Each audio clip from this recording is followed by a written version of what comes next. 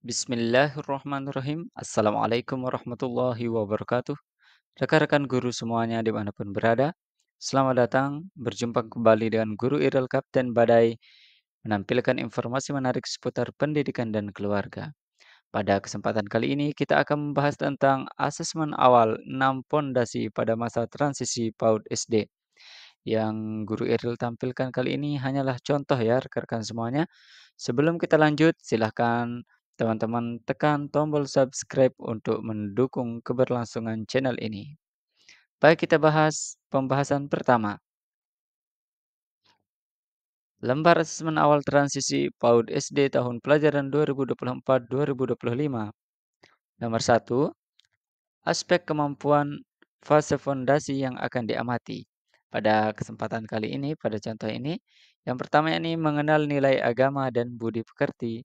Contoh perilaku atau kemampuan yang perlu diamati, mengenal konsep Tuhan Yang Maha Esa dan mengetahui kegiatan ibadah sesuai dengan agama atau kepercayaannya. Bersedia menjalin interaksi dengan teman. Rancangan kegiatan yang bisa dilakukan oleh rekan-rekan, yang pertama ini membaca doa sebelum belajar, yang kedua membaca doa iftitah. Ini hanya contoh saja ya teman-teman. Bisa dikondisikan dengan kondisi satuan pendidikannya. Kemudian di kolom keempat itu ada catatan hasil dari asesmen. Pertanyaan pemandu yang bisa kita pakai ini, bagaimana kondisi capaian peserta didik secara umum yang kaitannya tentang perilaku yang perlu diamati. Apa kondisi umum yang kita temukan? Apakah ada peserta didik yang perlu perhatian khusus? Di sini kita menuliskan gambarannya secara umum ya. Sebagian besar anak dapat membaca doa iftitah dan sebagainya. Beberapa siswa dapat mengenali emosi, minat, dan kebutuhan teman dan merespon secara positif. Namun ada seorang siswa yang tidak bergaul dengan teman-temannya. Ia lebih memilih untuk menyendiri. Ini gambaran bayangan saja. Hasil asesmen tentu berbeda-beda sesuai dengan situasi dan kondisi peserta didik. Di kolom terakhir, kita bisa menambahkan rancangan kegiatan pembelajaran ke depan. Perlu untuk mempertimbangkan ya. Dari hasil asesmen ini, di sini kita tuliskan kira-kira apa rancangan kegiatan yang akan dilaksanakan nanti di kelas ya atau di satuan pendidikan. Contohnya berdasarkan hasil asesmen, catatan asesmen, kita membuat kegiatan pembelajaran ke depannya itu lebih banyak memberikan pembelajaran praktik seperti membaca doa iftitah bersama-sama dengan diulang-ulang. Kita juga bisa membuat program memberikan bimbingan dan pendampingan kepada anak yang suka menyendiri dan lebih sering memberikan kegiatan proyek berkelompok agar anak sering berinteraksi dengan teman-temannya. Contoh kedua, pondasi kedua yakni keterampilan sosial dan bahasa yang memadai untuk berinteraksi sehat dengan teman sebaya dan individu lainnya. Contoh perilaku yang perlu untuk diamati yakni siswa dapat minta tolong, dapat mengucapkan maaf dan terima kasih. Apa rancangan kegiatannya? Bisa guru dan satuan pendidikan menyampaikan cerita, siswa ini peserta didik baru menyimak cerita percakapan Dayu dan Ibu dalam menggunakan kata tolong, maaf, dan terima kasih.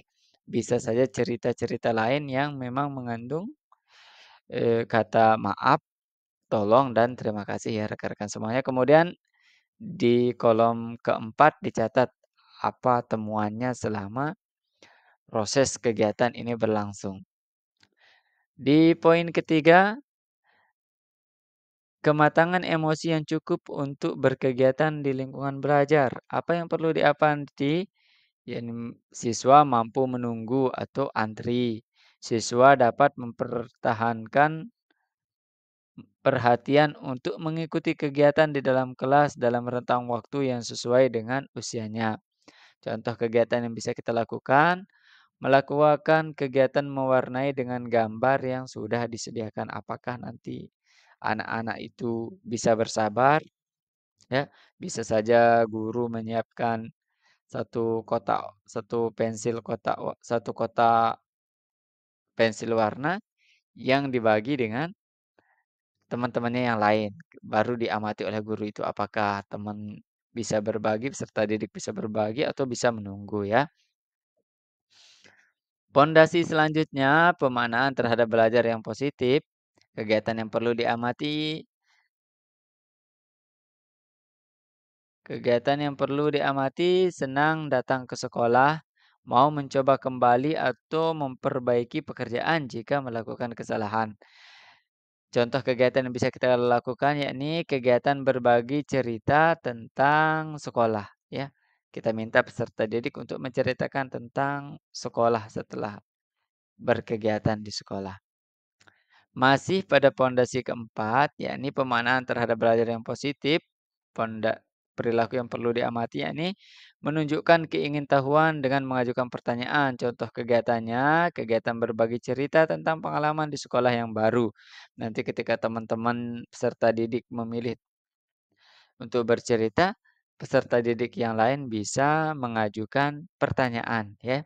Bisa mengajukan pertanyaan atau bisa saja guru yang bercerita, kemudian peserta didik diminta untuk membuat pertanyaan seperti itu. Nanti hasil asesmennya bisa saja ditemukan siswa yang berani mengemukakan pengalamannya, siswa yang masih malu-malu dan sebagainya, baru bisa disusun program lanjutannya. Pondasi kelima yakni pengembangan keterampilan motorik dan perawatan diri yang memadai untuk dapat berpartisipasi di lingkungan sekolah secara mandiri. Perilaku yang bisa diamati yakni mampu mengelola barang-barang milik pribadi yang dibawa ke sekolah, tahu mana barang miliknya dan bisa membereskannya. Apa kegiatan yang bisa dirancang oleh guru di satuan pendidikan? Memperkenalkan barang milik pribadi kepada teman-temannya.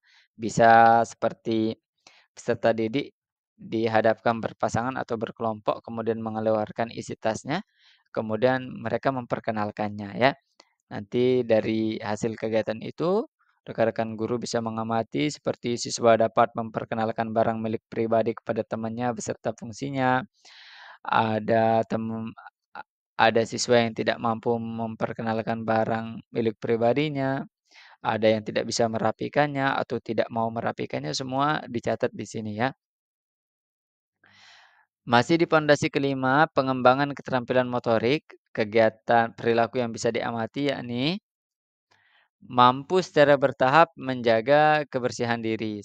Kegiatan yang bisa dilakukan memperkenalkan barang milik pribadi kepada teman-teman dan mempraktikkan cara mencuci tangan dan memotong kuku setelah dia mempraktikkan barang-barang pribadinya, kan tentu tangannya perlu untuk dicuci dan pemeriksaan kuku ya. Untuk selanjutnya yang fondasi keenam yakni kematangan kognitif yang cukup untuk melakukan kegiatan belajar seperti kepemilikan dasar literasi numerasi serta pemahaman dasar mengenai cara dunia bekerja. Apa perilaku yang perlu diamati? Perilaku yang bisa diamati yakni mampu menyimak dan menyampaikan gagasan sederhana, menyadari keterhubungan antara simbol, angka, huruf dengan kata dan bilangan. Apa contoh kegiatannya? Kegiatan berbagi cerita tentang sekolah dengan menggunakan media gambar. Anak dipersilahkan menambah atau mendetailkan ceritanya dengan tulisan. Apabila sudah bisa, anak diajak untuk menjelaskan hasil karyanya ya. Seperti itu rekan-rekan semuanya. Bagi yang ingin mendapatkan filenya silahkan berkomentar di kolom komentar. Terima kasih banyak. Jangan lupa untuk subscribe untuk mendukung perkembangan channel ini.